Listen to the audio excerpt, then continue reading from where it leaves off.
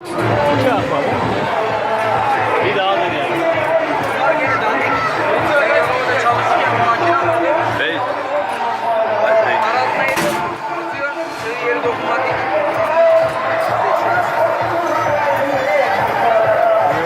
Tamam o zaman.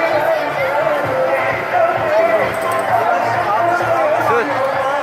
Ben burada. Almazdın bir tane de ben vereyim mi? Ya siz tane sen de oturuyorsun değil mi? Ben demedim. Bununla ben demedim. Bele Semra mı oldu? Bele Semra. Ya şu ben adet sevmedim var ya. Vur.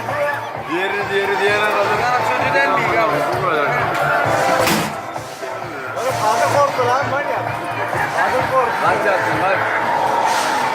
Kaç yaptın? Alsana bak. Şimdi o onların vuruşla bununki aynı mı?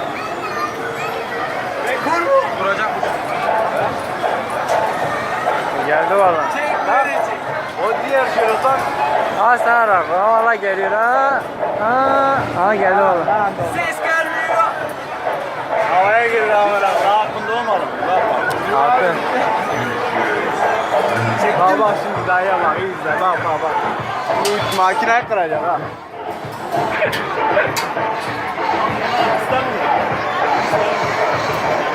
Abi demire vurma. Değil.